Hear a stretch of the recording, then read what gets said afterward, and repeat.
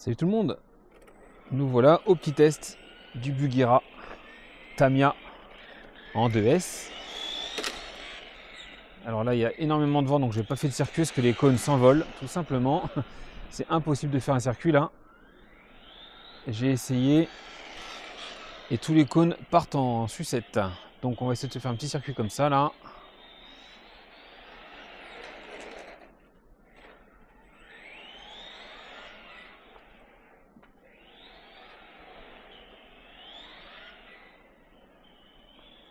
Donc je vous mettrai les runs de l'EPX et de celui-ci assez rapprochés pour voir.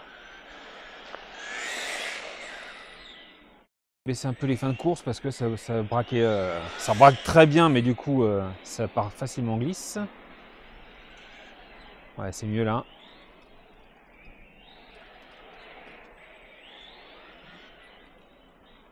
Bon là, sachant qu'il fait bien froid, il y a énormément de vent. Il fait 12 degrés, mais avec le vent, je pense qu'on a moins de 10 là. Je lui mets pas le GPS parce que j'ai pas forcément... Enfin, ça importe peu de prendre énormément de vitesse avec les petites machines à dixième là. Mais on voit que ouais, ça suffit là. Hein. Ça suffit largement. Après, il faut réussir à l'arrêter. Oh, ça glisse bien. Ça, par contre, il est plus facile à maîtriser, je crois, que le PX. On voit que les amortos rebondissent énormément. J'ai essayé les amortos d'origine, là, tout plastique, sans huile dedans. Je voulais en mettre d'autres, mais bon, ils sont pas beaucoup mieux. Je me suis dit autant tester la machine vraiment d'origine. On le voit, il y a du rebond à l'arrière, c'est pas beau. Je pense qu'on va prendre les amortisseurs option Tamiya. Hop, il y a une voiture.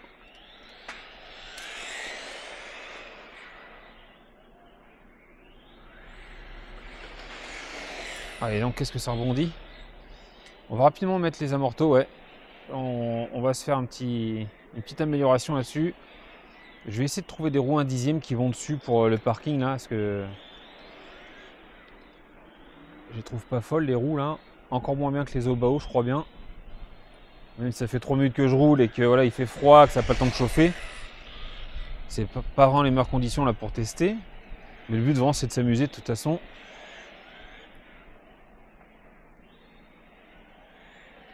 Mais au final, enfin, quand tu regardes un petit peu niveau budget, ce qui est sympa avec cette machine, mais ce que j'ai pas dit à l'unbox, je voulais la refaire la vidéo, mais au final, enfin, ça permet aussi d'échanger avec vous.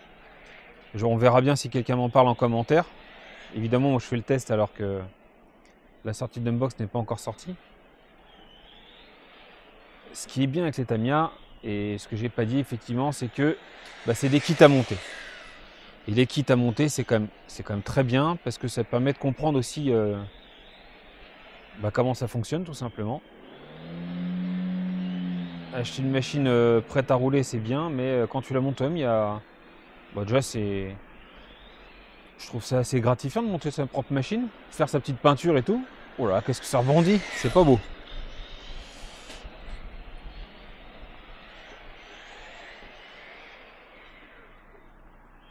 Chose que tu n'as pas sur le Bao, le PX, effectivement, lui, il est ARTR, ou ARR plutôt. Donc il manque juste l'électro à mettre dedans. Il arrive monté déjà.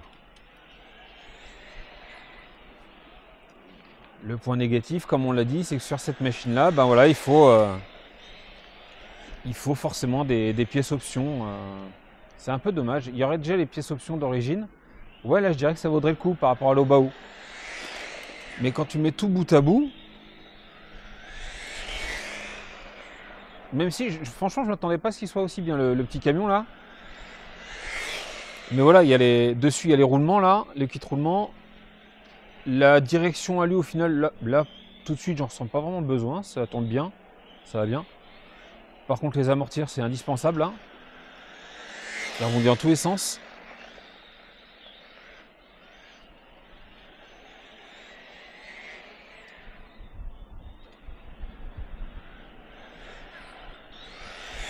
Ah, effectivement, ouais, si tu en fais en intérieur sur une piste complètement lisse, et encore, parce que dans les virages, Avec la prise de roulis, tout ça, je pense que ça doit quand même se balader un petit peu. Je trouve pas vraiment que ça fait très escale, le camion qui rebondit dans tous les sens comme ça là. Ouais, ça je trouve pas ça très escale. Ça le rend un peu, même des fois, difficile à maîtriser là. Par contre l'électro va très très bien. L'électro connect c'est vraiment pas donné. Je trouve ça même cher.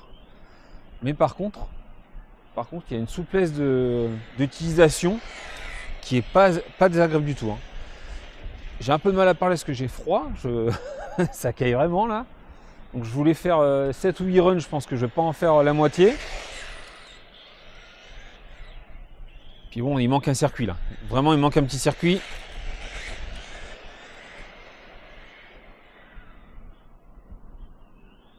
Parce que je devais rouler la F1 là, mais...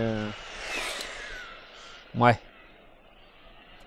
La F1 que j'ai pas encore vendue et du coup, je vais peut-être bien la garder. Vu que une autre machine est partie, que je regrette déjà, mais voilà, il faut faire des choix comme toujours.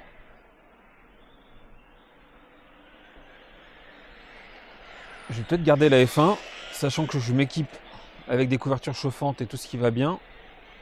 J'aurai de quoi m'amuser avec.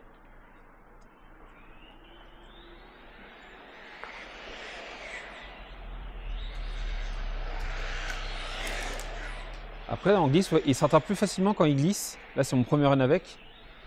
J'ai l'impression qu'il s'attrape un peu plus facilement que le... que le PX, mais ouais. Les amortisseurs jouent vraiment contre lui, là. Mais je trouve que c'est moins scale du coup que le PX. T'as pas la conduite d'un SMI, comme tu peux l'avoir sur le PX, justement. Là, ça fait vraiment petite machine 4 roues motrices. Hein. Pour rappel, ouais, le châssis c'est un TT01. Donc c'est du 4 roues motrices classique, on va dire. Hein. Là où ils ont réussi sur le PX, je trouve, c'est grâce à ces courroies là, au rapport de transmission qu'il y a, etc. Enfin voilà, je trouve vraiment la machine vraiment très scale niveau SMI, niveau poids lourd. S'il y en a qui ont utilisé les deux, ou qui ont les deux, ça m'intéresse à avoir retour de votre part aussi. Parce qu'on n'a pas tous forcément les mêmes ressentis. On va essayer de faire un circuit entre les poteaux, chose que je déconseille formellement, hein, mais là j'ai pas trop le choix.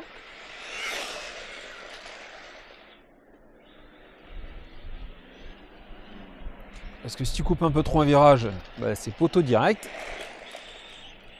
Et poteau rentrant. Hein. Alors, on va prendre bien large. En plus, il y a de la poussière autour des poteaux en général. Oh là là.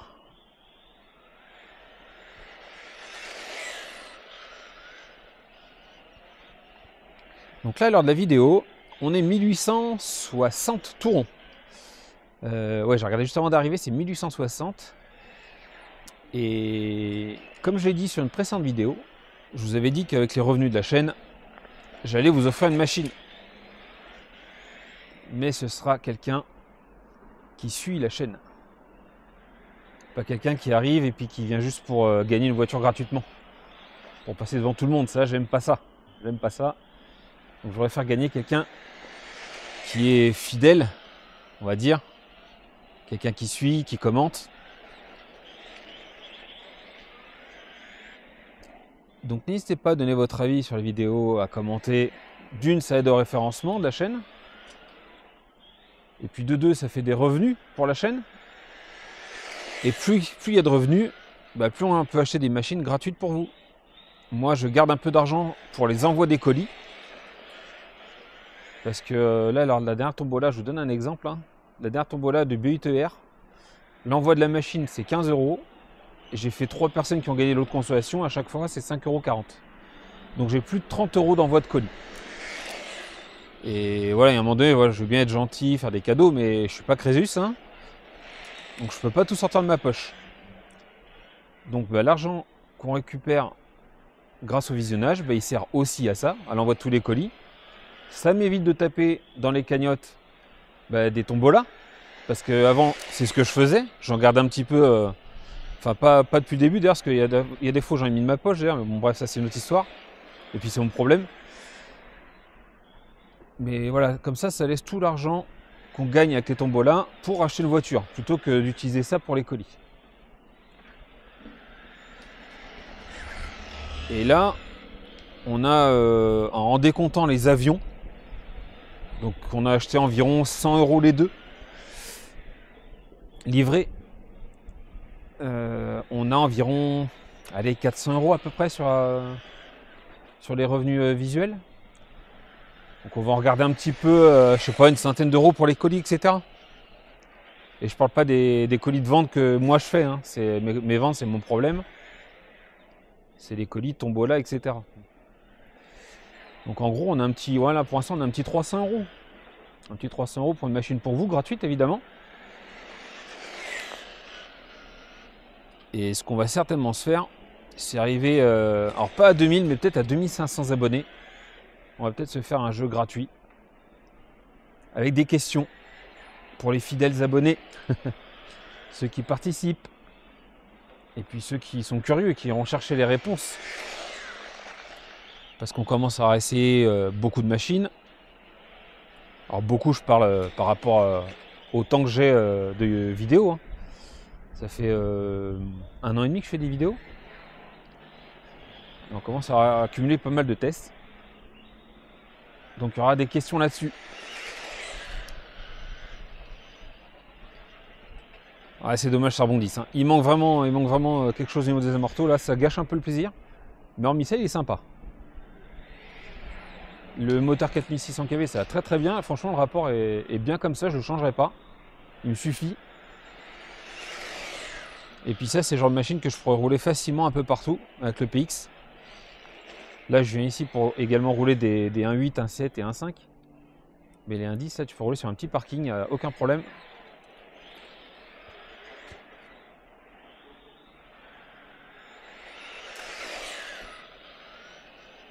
La conso est pas dingue, je crois, hein. Ça doit faire un bon 10 minutes que je roule là.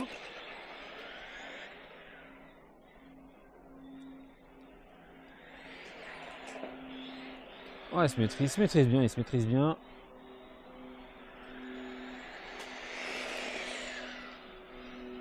Alors, entre l'électro Hobby-Wing et le Connect, bah, je préférerais un peu l'Hobby-Wing parce que c'est surtout niveau prix. Le Connect, franchement, je trouve très cher. Par contre, je trouve intéressant niveau feeling, gaz, frein, etc. Le feeling est très bon. Allez, on va arrêter là le petit test. Je vais m'enchaîner moi le run de l'EPX et je vais vous le mettre soit cet après-midi, soit demain, mais rapidement pour faire un petit comparo entre les deux. Alors avant de se quitter, je vous avais dit que pour le maintien de la lipo, là, donc du coup j'ai rehaussé avec des plots de carrosserie d'Obao, hein, mais bon, n'importe quel plot avec des coupelles iront très bien. Et donc du coup là je me suis mis 2 petits bouts de mousse avec des riselants. Et du coup je peux mettre des lipos, on va dire grande capacité, hein, c'est une 6003 là, je peux rouler je pense... on va regarder, mais je pense que je pourrais rouler au moins une demi-heure comme ça. Je suis encore à 55%, on a roulé un bon 10 minutes je pense. Je vous mettrai de toute façon les temps et tout. Donc ouais, là c'est tranquillement 25 minutes au moins je pense. Niveau chauffe, alors j'ai froid mais non ouais, c'est à peine tiède le moteur.